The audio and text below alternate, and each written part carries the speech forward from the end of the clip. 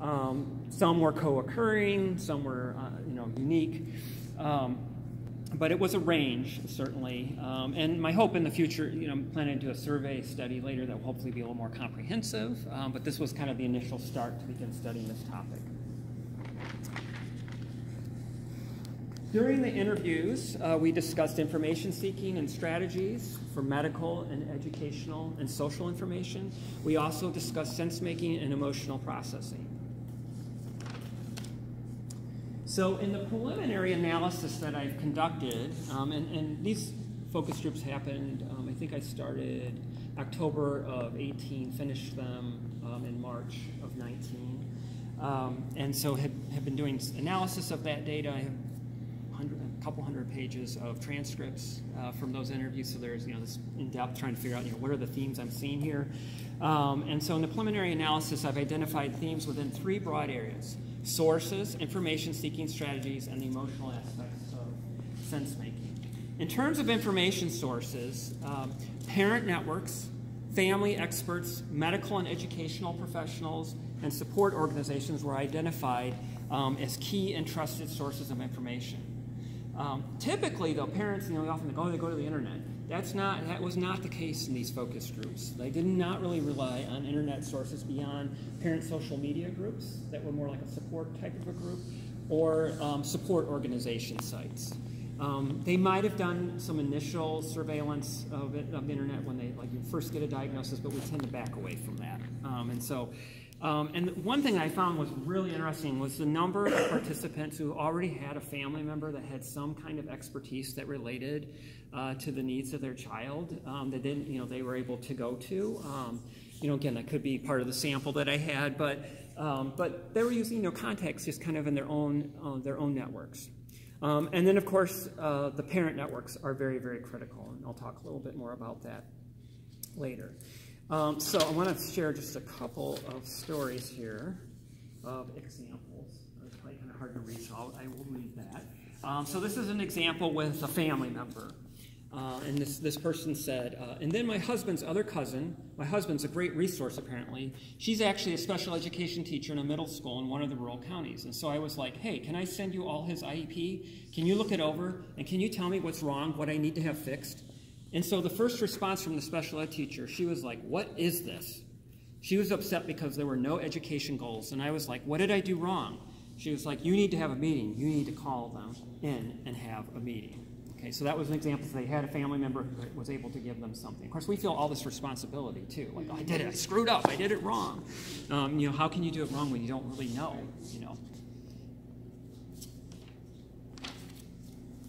Now, this is one person who looked at some support groups, the parent groups that I was mentioning. And so what this person said was, so I might be a little unique. I'm not in the medical field, but I have a lot of family members who are in the medical profession. My dad's a physician, and 2 of my siblings are physicians, so it's often very easy to rely on them for clinical style information or like pull out your book kind of thing, but they're not my primary resources, I would say, despite the relationship. This is going to sound really terrible, and maybe this is a problem with social media, but I honestly would probably turn to closed secret groups of other moms and dads of kiddos with Down syndrome. Literally, if there was something weird going on with her child, my first go-to is to go to those groups and say, either if it's a picture, I can post, hey, this is happening. Has anybody seen this? And everybody starts chiming in saying, yes, I have. This happened to me. No, I've never seen that before. And you can kind of start to gauge. And that's part of the sense making. We're giving this meaning now about what we see in terms of our children. And again, I heard that over and over again and how really important those are. In terms of information-seeking strategies, observation of what other parents say or do in raising their child as opposed to seeking out specific information was mentioned frequently, as well as direct asking of relevant questions to other parents, family experts, and professionals. In addition, targeted internet searches were used, although several parents indicated, again, that they did this mostly when they received a diagnosis and did not continue to do so as their child grew older. But interestingly, and I thought this was kind of fascinating, advocating for their child became increasingly important as information was learned as a result of advocacy. Parents often would say, I don't know what to advocate for, I know that, because I don't have a knowledge necessarily, and it's very limited about a particular topic, but they kind of relied on their gut instinct. You know, like, I'm here to protect my kid. I got to figure out how to keep them healthy, safe, and educated. And so I'll push. But the responses they would get from professionals would end up informing them about things they didn't know previously. And again, I'm hoping later maybe some of you can talk a little bit about our experiences with some of this.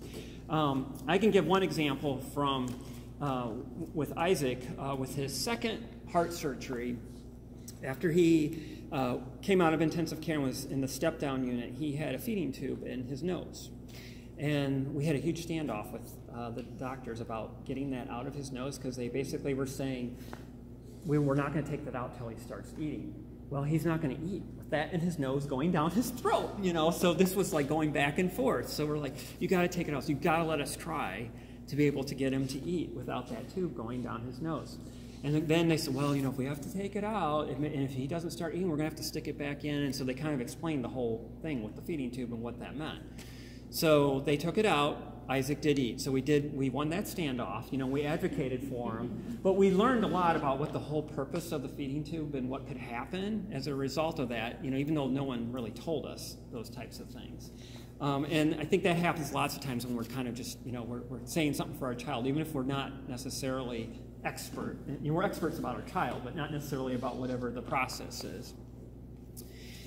So let me share another couple of examples here. All right, so this is with asking questions. I would say the most difficult thing is just figuring out where all the resources are, because it seems like you hear all of this is going on. The Cincinnati Ballet offers dance classes for kids with Down syndrome and cerebral palsy, but I just heard that from other parents. Then there's this camp going on, there's this service, and it seems like sometimes it's a hit or miss. If you call, you might not get the same answer that someone else told you of that service. It's really difficult to navigate where all the resources are and to seek them out. So again, some problems about where's the right source, but lots of asking questions. Then another person talked about having somebody else with them to help them with the asking of questions. So I took my sister with me to every appointment, because the doctors would say something and would literally be like, I have no idea what you just said. I couldn't repeat it back. Couldn't have summarized. So my sister would come with me to every appointment that first year, and she would ask questions and take the notes. So then after, I asked her, so what do I need to do? She would tell me what they said. I didn't understand during the appointment because it was emotional. So again, real common sort of experience. It starts tying in on the emotional piece. Okay, so then we move into the emotions. So finally, a number of emotions that impacted sense-making and new information were described. They included being in a haze or fog, particularly in the initial time period after a diagnosis. Many parents indicated they felt feelings of being overwhelmed at various points along their child's journey in response to medical and educational information.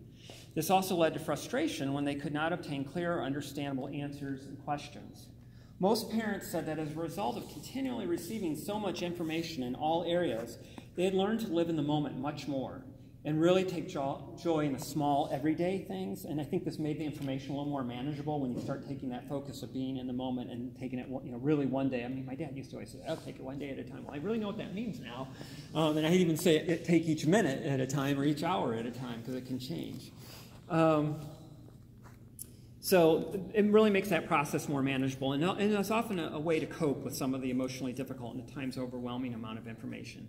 All the parents said they had become very protective of their child, and that often their first emotional reaction was, how do I keep my child safe and healthy? That's kind of the place we come from. So another couple of examples, of course. Related to a medical situation. Like a few days after, when they were explaining the outcome of the surgery and how it went, once I realized that it was trading one problem for another, actually it was a week post-op because he had some complications, we had to go back, and that's when I had the discussion with his cardiologist specifically, not the surgeon. My body just went, I felt blindsided. I felt lied to, but knew I hadn't been lied to, but I just knew that I didn't understand. I was angry, and I could not believe this cloud that I was shaking was back. It was almost like settling into a new normal all over again, and that was really hard. Okay? And so again, when things aren't what you expected, you're being told something totally new. That's tough. this is related to education. They've all seen me cry in front of them when we were transitioning from preschool to kindergarten. It was like, well, we're going to place him in the resource room, and he's going to ride the special needs bus. And I lost it. Why does he need to ride the special needs bus? They say if he's in the resource room, he has to. I asked, but why? I wanted him to ride the regular bus, but it's definitely been good that he's been on that bus. In retrospect, I'm overreacting, but it's just an emotional thing. I hate IEPs, absolutely hate them with a passion. And there's a lot of parents that kind of feel that way, yeah. It also depends on the team you have as well. So that was the main initial conclusions from the study. What I'm going to talk about next, then, is just some of the sense-making strategies that may really be helpful here. So first of all, I talked about referencing past experiences. So when you are given information, making reference to something else that's happened to you in the past or that you know of and having some sort of similarity, it gives that information context and meaning. So even the idea when I thought of this concept that being a parent of a child with special needs is like being a new employee, you know, that's something I could connect what I was doing. It gave some meaning to that type of experience. The second thing was a real need to relate experiences to what others have gone through. That's very similar. That gives it context, it gives it meaning. And so I've done a couple workshops for the Down Syndrome Association with their board, and then I'm going to do one with their staff. But one of the things I think they're really good at, you know, they've got lots of workshops, lots of social interaction. They provide a lot of information. One thing that I'm probably going to recommend is helping to facilitate kind of these discussion groups. And sometimes I even feel like kids, we don't really do that enough. It's more like about events as opposed to things that are happening with people. And I'm not sure what the right place for that to be. And I ended up with Isaac's condition with subaortic stenosis. I've joined a couple of social media support groups trying to find one of a person that had his same condition. And I'm on one group that's for aortic stenosis, which is primarily adults. Who's, you know, it's not exactly the same, but subaortic, you know, it's kind of close by. But when I see the postings, it's all these adults and, you know, again, very, very different. There is a Down syndrome group for kids with heart issues. Most of them are babies. There's very few with kids that are teens. Now, of course, there's also groups out there for teens who have heart issues, but they don't have Down syndrome. So trying to find someone who has exactly what he has is really, really hard. He's in a very small percentage. So, I mean, I know of nobody in Cincinnati, in the Cincinnati area. But I have connected with a couple people that live in other parts of the country that do have that similar condition. But that took me several years to find that type of person. I think that's something that I would love to see the Down Syndrome Association and other advocacy groups kind of figure out what's a way where we can set up a safe place for people to have conversations and be honest about things. Because, you know, I think sometimes we're afraid to say much because it's hard and scary, and but we need to be able to talk about it because that's part of, again, not only coping but getting better information. So there's definitely a real need for that with relating to what others have gone through, and I think it's probably the most effective information-seeking strategy. And what happens then is, you know, you're going to reduce your uncertainty, certainly, and humans have a huge need not to have uncertainty. But unfortunately, it's not all going to ever go away. There's always going to be uncertainty, and I think that's the case of life in general, but especially when you have a child, you know, that has medical challenges. So the other piece is really finding a way to accept and cope with that and live with that uncertainty, and that it's okay. So I want to give you one example here. Of somebody that was kind of referencing a prior experience. The cardiologist took a diagram like an 8.5 by 11 and said, here's how a typical heart works. Here's da-da-da-da. And she drew like, here's so-and-so's mitral valves, here's what is happening, here's where the hole is. I took biology, but it's just been a really long time. So reconnecting to those understandings of the basic functions, and yes, there are 4 chambers. I was kind of jogging my memory and trying to even wrap my head around how that part works so I can even understand it, what is wrong. It's just a process. So going all the way to, like, what did I learn in high school about this, you know? That's kind of referencing prior experience. I think the acceptance of the uncertainty, that can be the hardest part, and focusing on now and living in the moment. there's been some research looking at mindfulness as a really effective coping strategy. And again, that's really centering yourself. Sometimes it's, there's meditation can be a part of it. And being aware of, things around you and what's going on right now. And that there's been a number of studies that have looked at that with parents of children that have disabilities, that it's helped. It definitely helps with that. It makes you more capable then of also being open to information and receiving information. So what are the next steps for the project? I've written a theory piece that is going under review. I'm going to complete the data analysis soon, and so there'll be a data piece, and those will be getting sent out for publication. But the most exciting thing is Isaac's mom and I have started a book project that we're working on and telling our story in Isaac's life as a journey and looking at sense-making along the way as we've gotten more time. But I'm also wanting to tie in interviews I've done with parents, and I'm going to continue to do some interviews with that, and then pull in some research as well. It's not really going to be an academic book necessarily, but there'll be some academic elements on it, so that's going to take a little while to be able to put that together, but that's really kind of the goal of where I want to be. I've also got some folks at NKU that are interested in doing a documentary project, so that's, which wasn't something I ever thought of because I'm not a filmmaker or anything like that, but certainly another way to kind of tell the story. And then just doing this kind of thing, talking to people and getting out there in the community and getting people to talk about it. I think, there's lots of good stuff that you see in terms of stories of, and obviously I think a lot about Down syndrome because my son has Down syndrome, and you obviously saw last night at the Oscars, the first person with Down syndrome spoke and, gave out an award. And there was a student athlete locally that was a swimmer, so you hear those stories, which are all great and wonderful.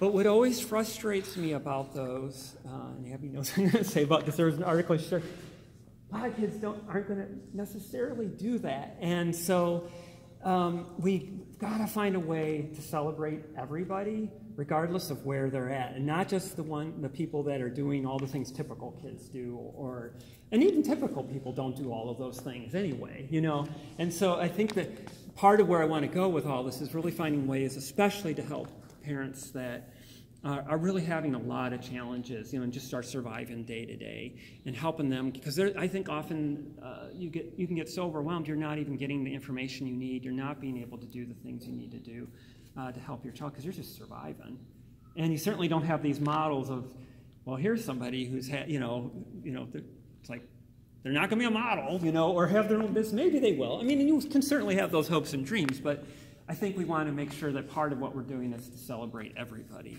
wherever they're at. So that's my talk.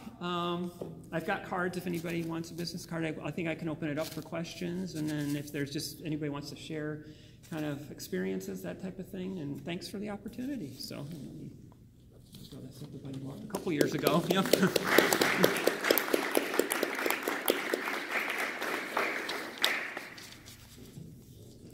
Yes, go ahead. As a special education teacher, especially with young children who have to share sometimes testing results with parents, what are some of your advice to help make it more sense? Make more sense. I think sometimes when you see those test scores, you don't really know, like, well, what do they mean? What were we measuring exactly? And probably giving a little bit more background on that might help. And I think even before you giving the results, maybe having a little bit of a conversation about, what kind of expectations are you, to kind of see where they are, so you can kind of frame the conversation about the test scores in relation. I know there's goals and things like that have been identified, but maybe having a little more conversation about, well, what do you think your child's at right now? In general, in terms of whatever type of, if it's reading or writing or whatever, and have a little bit more conversation like that. And then, maybe present the scores after that. I know you have to tell, it's part of what we do. I mean, it's how the system works and everything. But I think having a conversation more about specifically what they are doing rather than what the score is probably, that's a little bit easier to be able to do it that way. And then follow up with the score. I don't know if other parents have thoughts about that too. Yeah. I have a different question. Okay, yeah. You mentioned that one of the hard parts early on was learning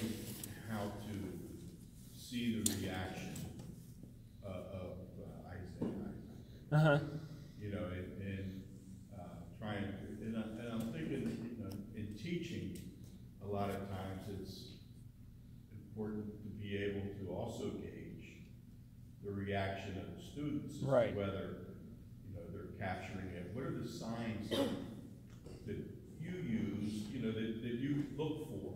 And Isaac specifically? Yeah, see if he's capturing, if he's liking what you're saying or whatnot. Well, Isaac's very expressive with his emotions, so it's usually not that hard to tell whether he's happy or upset with me.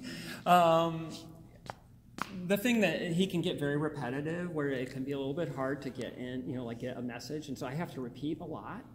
I know that, and I have to tell him.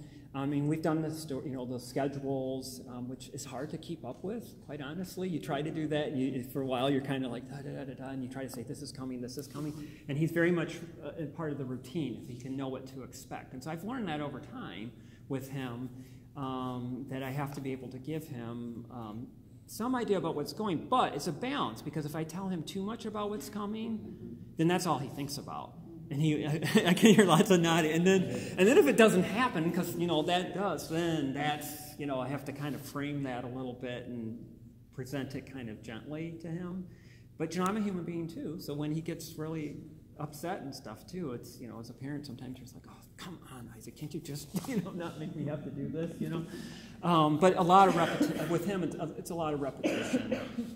But he wants reassurance too, quite a bit. I mean, like one of the things, you know, he's fully aware of his heart situation. So he asks for a lot of reassurance that I'm going to be there with him, you know, and he asks that a lot, you know, and so that wasn't something that I think when he was younger, I didn't get that from him, but because he can communicate better now, he definitely has that. The other thing, and I had no idea this was a thing with typical kids who have had heart surgery, there's a whole thing about the scar and identity. Some kids are really proud of their scar, other kids are not, and so he'll start pointing that out. And I started like kind of reading about this. Well, he's a teenager, of course he's going to start thinking this kind of stuff about that. So I think for me, I mean, I'm very tuned into like even, you know, he doesn't use like real long, complete sentences, but he gives me enough, and I have enough context that I almost always know what he's trying to tell me. I've told people that it's made me really take my time to listen to people. I've learned that from Isaac for sure, because most of us don't do a very good job of that. We want to hurry up and talk, you know. Yep. Thanks. Other questions? Yeah. So for Isaac, what did you do for early intervention? First steps. Yeah. So he had, so here's the thing, like, I have no idea, like, how does this work? I mean, you have someone come to your house when they come home, and they kind of do this assessment, and we had a caseworker initially. I remember that first caseworker saying, Isaac babbles a lot, he's not going to need speech. So he didn't have speech for a year and a half because we didn't know. And he had, because of his heart issues too, speech has a lot to do with eating, and he's had eating challenges his whole life. He has a very limited diet that's soft foods mostly. Not unusual for kids that have had heart issues, but having that therapy early probably would have helped some. But we were told, well, he babbles a lot, he's not going to need that. So that, you know, so like I say, so he did get speech eventually, and he had physical therapy and OT.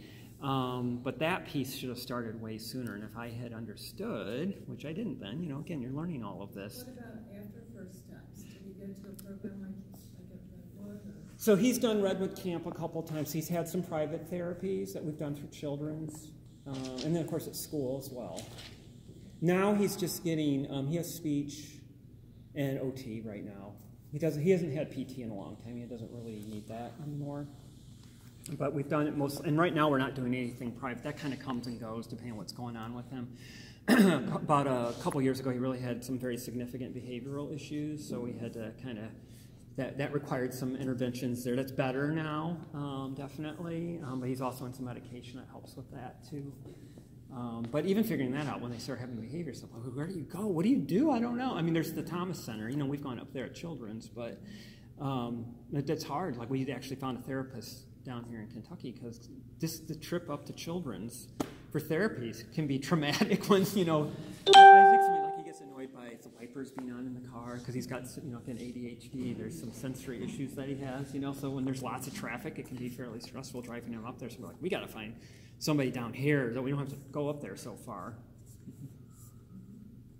So, but knowing which ones to do, I mean, everybody's different, you know, in what they do. And so you kind of, I think you have to figure out, well, what does my child need? What can we handle in our schedule too? Because, you know, it's hard. You know, you're working and everything too. So it's like I remember, you know, some parents get so fixated on doing a million different therapies, there's no time to live.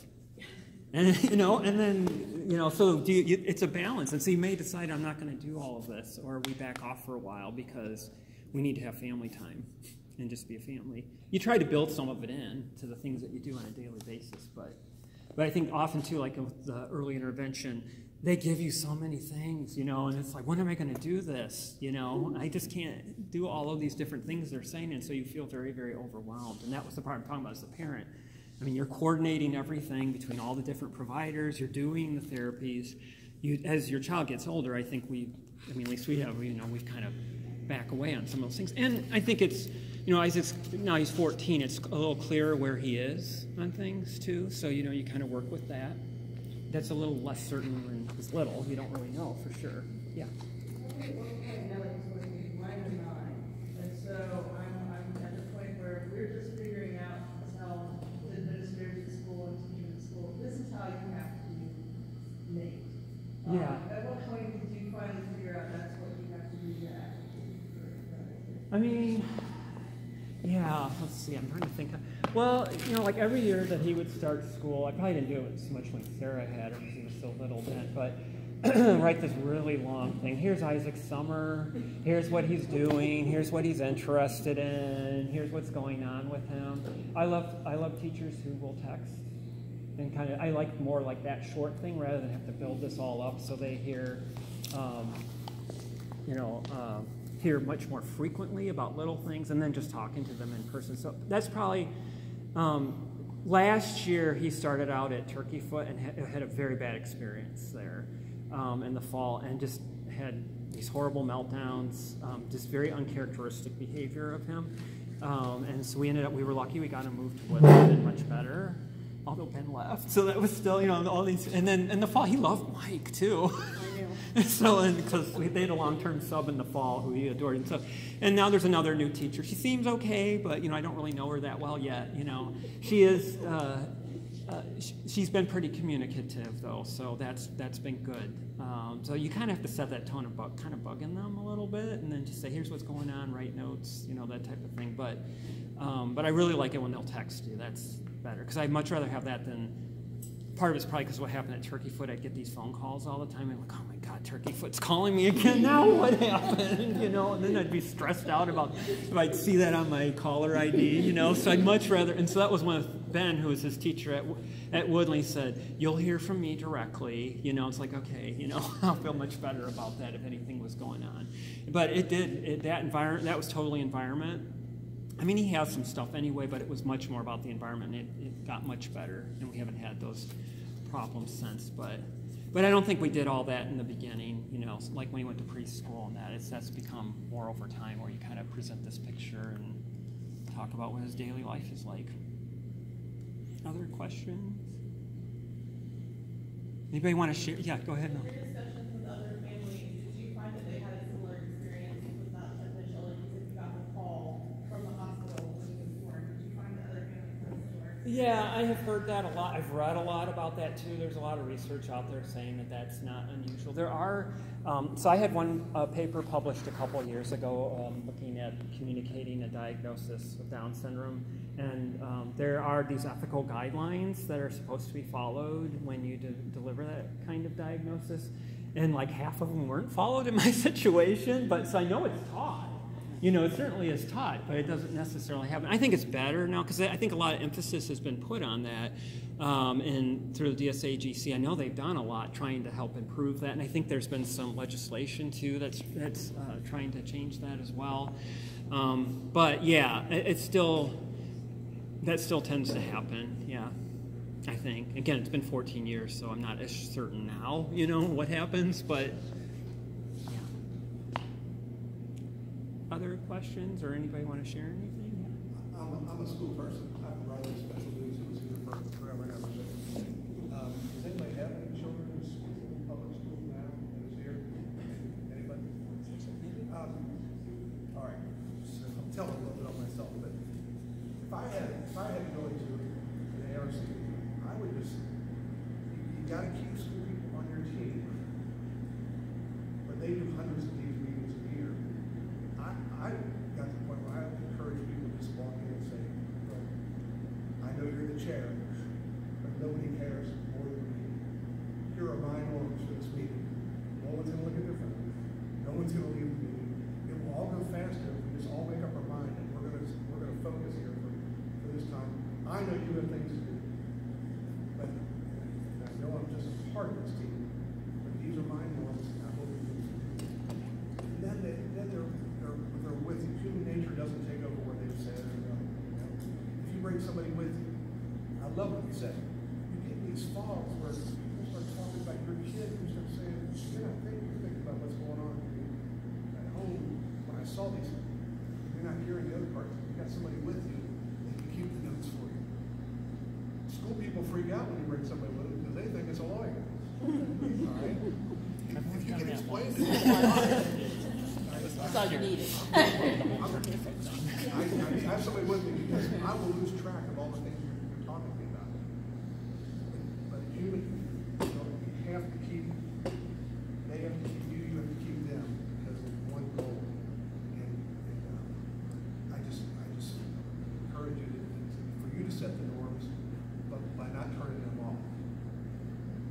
And I think a lot of that is through a lot of daily communication. I mean, I don't feel like the ARC meeting, it shouldn't be like everything's built up and nothing's been said until that point. I mean, if it goes well, all this stuff has been talked about already, you know, and so you go in and then it's more, you know, kind of just finalizing things essentially. That's a better way. So as parents, we have, yeah.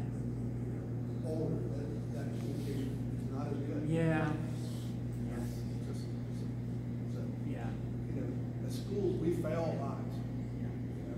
It's not purposely, it's just a mechanism behind a lot of things. So if you keep that partnership going without. Well, and it's harder to know like what's going on in regular classes, because there's a lot more of them. And you know, obviously in elementary you've got your one regular homeroom teacher.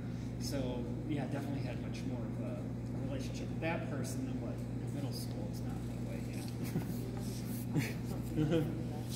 I think, for a parent in the IEC meetings, it's pretty overwhelming for us. I mean, I come with my agenda, and I have all of my things that I want to say, and the school already has their agenda of where they're going, where they want placement, and that's kind of, I feel like sometimes you're kind of broadsided of, oh, well, here's what we want you to assign for the IQ test, or, it's kind of like, they don't preface it before you actually get to the meeting. Like I usually request to read through the plan before I go so I can be prepared, or I can bring research to show, or I can back why I think it's best for my child to have, speech services or OT services, and whether they should be in the classroom for those minutes or pulled out of the classroom for those minutes. And communication like throughout the school year, because I find too, if you bring somebody to the meeting, they're like, oh, well, we don't know if you can bring somebody to the meeting. It's like, I just want another, it's not a legal person, it's just somebody that can listen to everybody in the room too. So when I go back home and think, what just happened in the meeting? And usually I'll follow up with an email or something like that. I know schools are busy, but sometimes you don't get any communication, and then you get an email from someone that doesn't even have your child in the school that says, what about X, Y, and Z?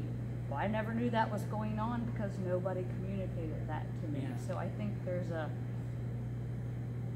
sometimes can be a lot of communication, like they don't want to really communicate to the parents that I have found, and my daughter's only in kindergarten, and it's like, well, if someone would have told me a month ago that she was not wanting to come in from the playground, here's what you do, this is what we do at home, and it was like, oh, okay, so you wasted a month instead of just asking me directly what would have been a good thing to do for her, or like letting me come in. I'm like, if you let me come in, I can see what the behaviors are, and it was the school did not want me to come in and observe, and I said I can send someone else to observe.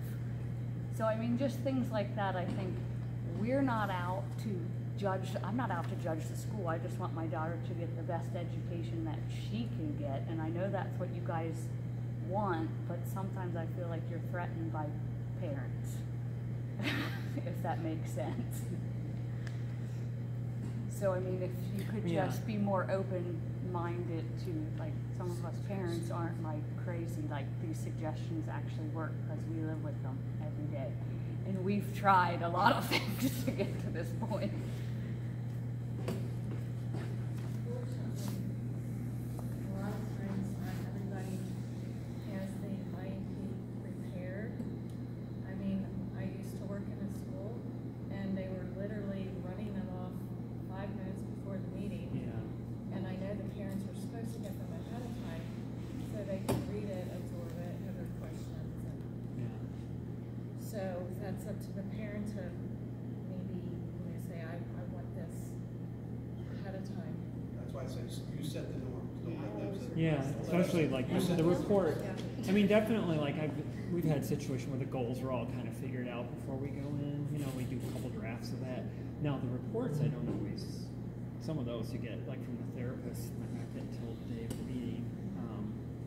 It's not a perfect system. Yeah, I mean, it's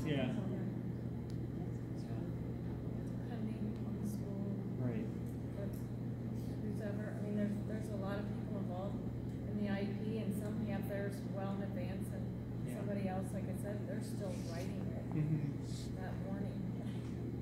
We generally had a good experience at River Ridge for elementary, and we had some really good resource teachers too that really helped make that a better process and kind of coordinated things for us, you know, too. I've always gotten it. Yeah. So I just say, even if you can give it to me the night before, Yeah. I'll review it. Right. You're my kind of parent. Well, and the thing I like is hearing stories about what he's done, because I mean, I don't know what he's doing all day long, so I love hearing some of that stuff, like, oh, that's hilarious. And then we'll say, oh, well, here's what he did at home.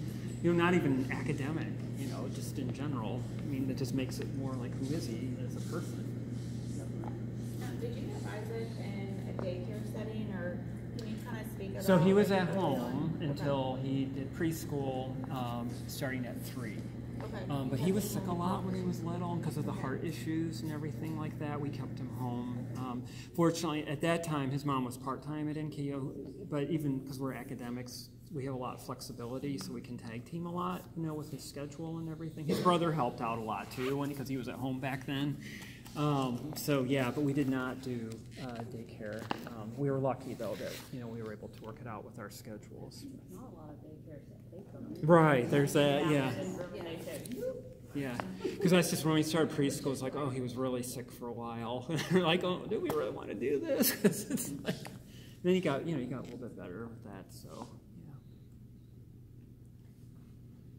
Other things? Okay, thank you very much for having me, and thanks for